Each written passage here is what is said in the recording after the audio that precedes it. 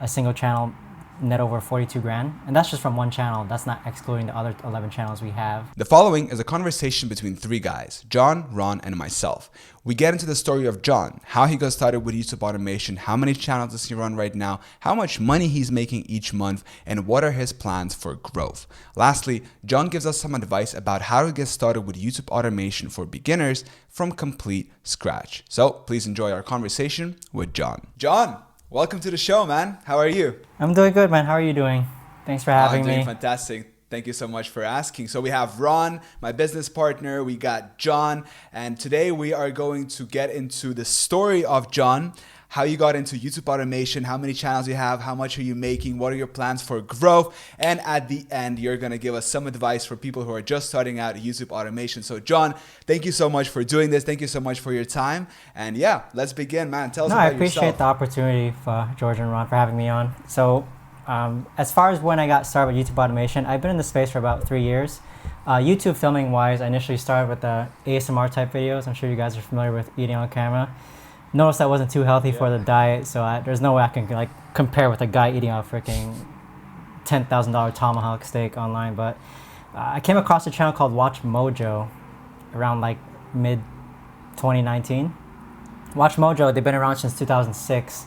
Okay. So they make a lot of top 10 videos. So with that filming aspect, I decided I want to take on YouTube automation, but not through the filming aspect, just because I really like the scalability and the outsource freedom of it, outsource and freedom of time that comes from it if done correctly. So I basically started this CEO of Watch Mojo. His name is Ashkan Karpuvashan. Watched all his interviews. They're all available public on YouTube. I recommend everyone to watch them.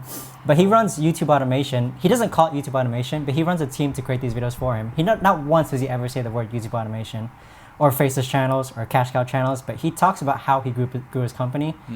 Montreal-based Canadian company, actually. So end of 2019 comes and I decided to give it a shot. And kind of like what you guys did, I found a partner online. So it's a random dude named Chris, met him online, and we started YouTube together. So during this time, around 2020 now, we get our first viral video around February. And at that time, we kind of realized how much YouTube automation can make. So throughout COVID, we are literally hopping on calls every week, just studying YouTube, learning YouTube, seeing what works, seeing what doesn't work. And I think the accountability aspect was one of the major keys to my success when it came to doing well on YouTube. You know, because an entrepreneur, person who does business by themselves, no one's gonna give you a consequence if you don't do the work. But an accountability partner, that thing is game changing. Oh my God, I'm so happy you said that, because literally we had a call about a week ago and I was telling Ron how literally my life just flipped upside down as soon as we started working together. It's like a game changer. Yeah, because I've always been trying various online business ventures, pods, affiliate marketing, Pinterest, blasting and marketing. And that was all by myself, but it was totally game changing when you meet someone completely online, you take a chance on them and that guy ends up being your key to success. It really is. So through 2020, 2021, we start perfecting YouTube together, and now that's led to 12 channels total, at least run by me personally / half partnered with other people. I don't think it's about quantity, definitely more about quality. And as far as my personal background goes, I did graduate med school in 2019. I never had to work just because of YouTube automation though. So yeah, so that's a bit. Wow. So personal wise, I'm very into fitness lifestyle, not fitness lifestyle, but more fitness activities, nutrition. So you guys were talking about bouldering. I do that a lot. Boxing, I do that a lot. Basketball, a lot. Snowboarding. So nice. In my free time, I must admit that my really hardcore grind of 8-hour weeks, that was probably 2020 and 2021. But now, because of the systems in place, I really do spend my time how I want to spend time, even if it's not an ROI financial return. It's more of experience based. Let me ask you a question. So most of your channels, or do you aim to go for browse traffic or for search? I'd say I've analyzed this before. It's a good mix of three. Okay. Yeah, 3 as in search, browse, and suggested. Yeah. Suggested. It's a good mix. Okay. Right. And you said you have 12 channels? Yeah, so that's either run by myself or partner with other people. So I don't partner with anyone, just anyone. It's more so people that I can rely or trust fully in terms of they're okay getting access to the channel. These are people who I know that I can trust paying me out, because the way I like doing YouTube is every channel I like to have separate, which means that not all the money's flowing my way. I like to spread it just in case, worst case scenario, security purposes. If I go down, I don't want all 12 channels to go down. Case for example, if I were to partner with you, I would literally have the money go to you, have you become the primary owner, have you owner of the AdSense account. All I need is like editor access, and I just need you to pay me. So it's that type of trust in which, by all means, God forbid, you were to ever kick me out, you can actually just kick me out and I would not be able to do anything about it. So those are the types of people I partner with. Cute the dog. people that I've met in line. Yep, that's a American bully. But have you ever got a strike, or is it just? It's always to be sure. Eggs in one basket. No, it's spreading them out. So, it still follows by YouTube guidelines though. I only have one AdSense account, and all that. So. And may I ask you, how much are you making right now per month? So whenever I get asked that question, I do a rolling 12-month average. Okay. It's not how much I made. That's not the most month, but it's 30K average rolling 12 months. And that's from YouTube. Like back in May, we had like I'll talk about the strategy later if you guys remember to ask about it. But it's like an anticipation strategy. I actually just released a video on my YouTube channel just today on it. And it's how we had like a single channel net over 42 grand. And that's just from one channel. That's not excluding the other 11 channels we have. And these 42 grand, is that AdSense? Yeah, purely from AdSense. So I think one of my struggles is that all of our revenue, I'd say like 95% AdSense, yeah. And that's what I was going to ask you as well about other streams of income and external sources of monetization for your videos. Do you do any of that? Or like you said? So as far as YouTube automation goes, where everything is completely outsourced, unfortunately I don't, but I'm looking into it in a way in which it's like to package channels together. So let's say you have like, so me personally, I tell everyone my niche. I am heavily invested into sports, but the reason why I don't mind telling other people is because I know sports extremely, extremely well. To the point where I can come up with really good titles, really good thumbnails, really good topics. So I'll tell you guys right off the bat, I am heavily invested into basketball, other sports as well, golf, tennis. So with that, it's like the idea of packaging these channels and eventually hiring an outreach team to reach out to startup companies saying, hey, do you not only want to sponsor one channel, do you want to sponsor 5 channels? They're all in sports. We get X amount of views per month. We post 15 times per month. So it's that type of plan which I'm heading towards.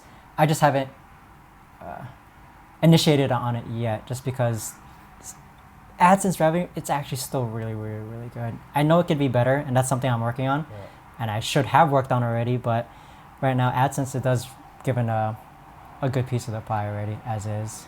And do you also like send audience from different channels to other channels to grow them more quickly because it's in the same niche? Nah, so like I literally started my most recent channel was back in August, and it's completely from the ground, completely from scratch. It's already got like I think 12K watch hours. We were just waiting for the subs to roll in. None of my channels cross promote at all. Why not? Yeah. If it's in the same niche. It's not, the reason why is because it's not part of my system. So you're gonna hear me say systems a lot, and systems, the purpose is again just to make it so I'm not part of the process. My system has been on the works for a long time, in which I never accounted for cross promotion of channels, and if I did, the like how much of an effect would it have, how much more overhead would it cost, how much more time would it take to cross or coordinate. I haven't thought of a way to make it part of the system. But right now, it's just pure organic quality, topic title, video is like 80% quality, and then it works every time. So we have, I'd say out of my 12, half is in sports. How do you see yourself growing this media business that you've created? Because you're pulling in on an average, on a 12-month basis, about 30K per month. But how do you want to scale this? Do you have any plans for scaling? So I actually do. Not so much. No, I'd say right now my efforts are heavily invested in personal branding more so. So it'd be nice to have personal branding take up the bigger pie of the revenue. Because right now YouTube automation takes a good chunk of it. And YouTube, we don't own our channels even though we say we do. YouTube owns the channels. We're under the mercy of YouTube. One day you can just wake up, channel's gone. The silly reasons that they give out, reuse content. It's not reuse content. Demonetized for reuse content. It's YouTube's mercy though, and we are accepting their terms to be on their channel, which is why I also created another video why people do need to get off of YouTube. So the way I see YouTube automation / cash cow channels, I see it as like a cash grab. Try to make as much money as possible and diversify that money into other income sources in which you actually personally own. Maybe starting your own website or starting your own brick and mortar store or whatever it may be. Because it'll be a good thing. Let's pretend that our YouTube automation channels end up staying with us for the rest of our 60 years. That's perfect. But during that time, had we actually focused on diversifying, that's just a win-win if it ultimately ends up being that way. So although YouTube automation is the biggest revenue of the pie, yeah, I still spend time on it, or my team does. They still post the channels, but I'm always open to the idea that, okay, if we go down now, am I still going to be okay? If all my YouTube 12 channels go down, am I still going to be okay? Yeah, and I will be because of personal branding. So that's the state that I'm working on, just because I really don't like having all eggs in one basket. I think that's a really nice transitioning into personal branding. If you are open to talk about that, what's your plan with a personal brand and how much of your attention is going there right now? I'd say on a daily basis, probably like 80, or let's say weekly basis, 85% of my time goes to personal branding. Wow. Yeah. And it's okay. So, and what's the plan with that? So it comes to a point, I learned this from my uncle, in which, money from YouTube automation, it's very good. And it comes to a point where, YouTube or money itself, it's nice, you can buy things, you can enjoy experiences, but me personally, I'm at a state where the money's really good and I'm able to do all the things I want. And I'm a very simple guy. I don't own any fancy cars. I actually just sold my car because I don't need a car. I do travel a lot. But even so, it's more so to help people. And this is heavily inspired by Mr. Beast. As you guys know, this dude helps people on a mass scale. I'm not at that level yet, but at least helping people, let's say 800 or 1,000 people watch this video, I'm fine with that. That's very self-gratifying. So the actions that I do now, when it comes to like 85% of my time is spent on personal branding. It's just making helpful content, whether it's shorts, reels, my own YouTube videos, appearing on these calls, getting on calls with people who are seeking my help. And even if it's just one person, I'd say, it's nice.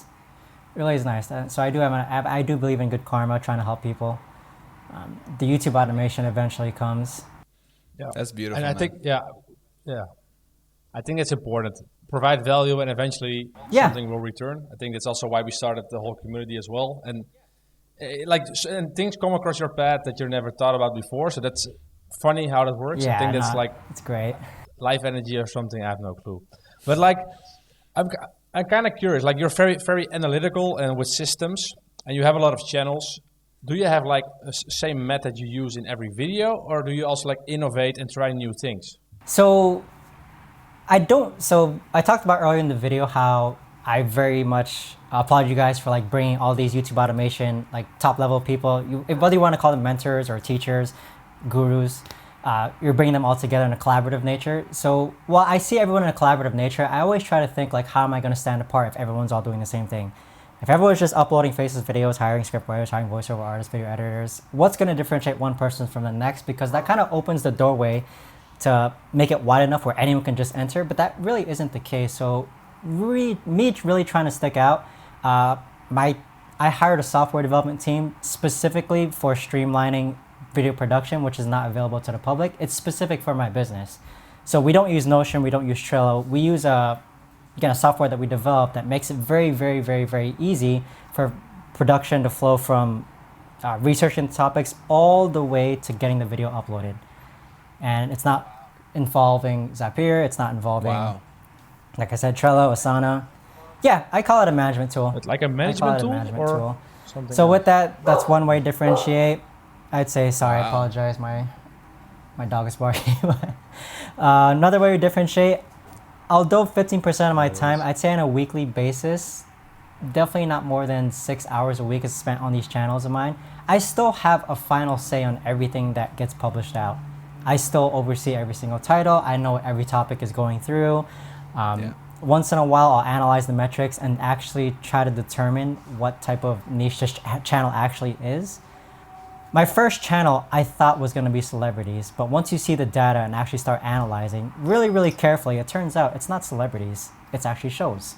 So it's that type of like analysis. I'm loving those Shopify notifications. I don't know what you have going on there. I heard those But those ka-chings, they bring back so many good memories. Oh, that's pod. I didn't know you can hear that. I'm sorry. I love that. Listen, a good sign. the vibe that I'm getting from you is like very relaxed, like very content. Oh, trust me, yeah. So, I'm really like that. yeah. I really care about family. Yeah. I really care about friends, and this networking, meeting new people is always a huge plus. I love that.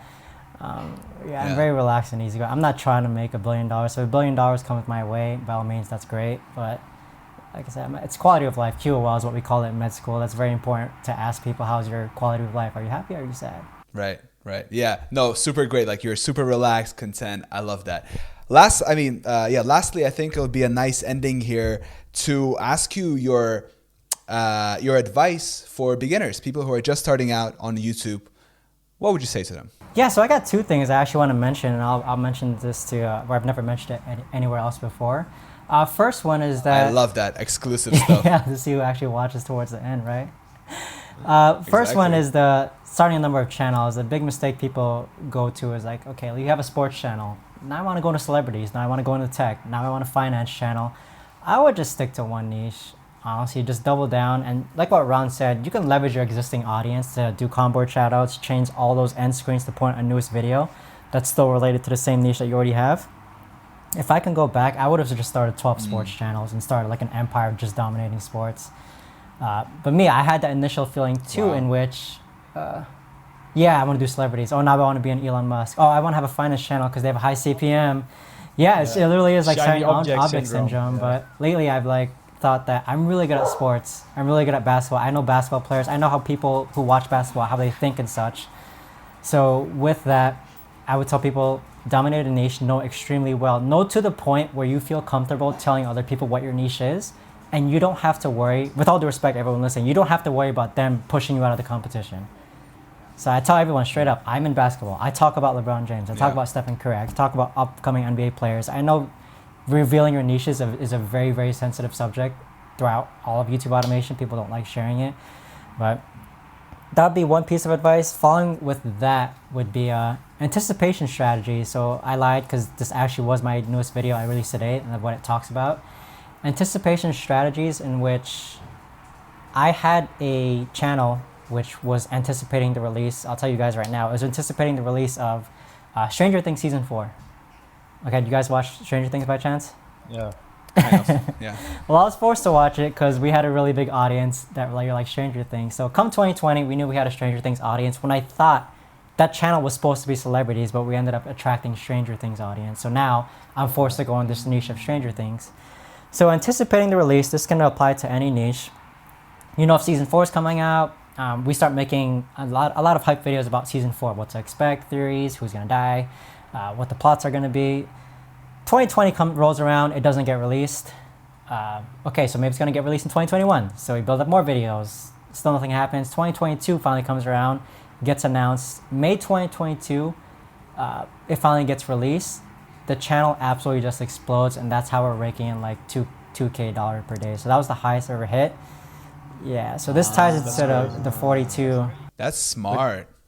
But that's really cash grab because it's pretty like short term. Like when the show and dies, this is something that I told my students. Like I know for a fact this is not gonna last forever. It lasted probably like 3 months, which is better than 2 months, better than 1 month. But even so, that's why I like to do a 12-month rolling average. I'm not gonna tell you guys that I make 42K a month when on average I really don't. I have the normal ebbs and flows or fluctuations of YouTube, where I'll be 42 1 month and then I'll go down to 21 the next month. But anticipating the release, TV shows works really well. Events, sporting events works really well. Predicting who's going to win a championship. I did this with an F1 Formula racer before, predicting who was going to win, and I got it right. That video ended up blowing up. So I'd say like predicting far ahead is a really, really good strategy, but it's heavily time invested as well. Like we thought for 2 years it was going to come out, and when it finally did, it did pay off though. It really, really, really paid off. And if you had to start over, if you had everything taken away from you, zero, and you had to start over from zero, what would you do? I would 100% drop money. Like the way I see things is that people who, especially with the no budget, if you have no budget for YouTube automation, I'm not sure if this may be the right business model for you.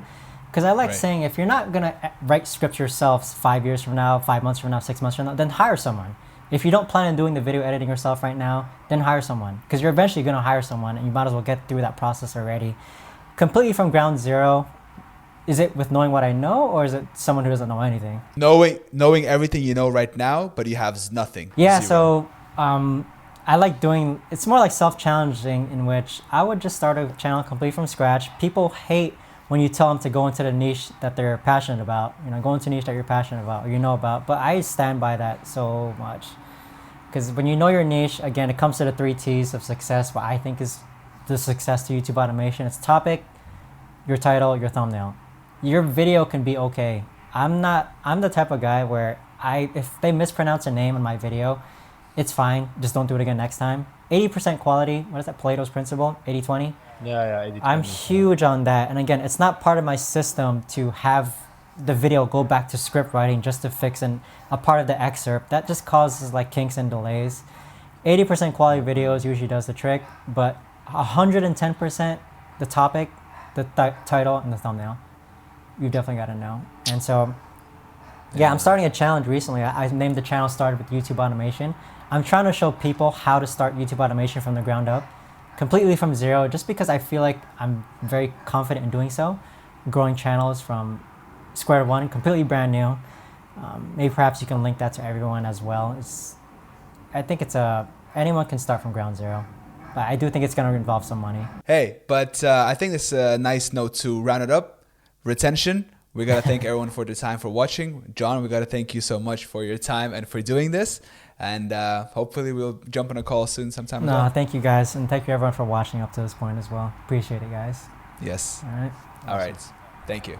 Yeah. Bye-bye.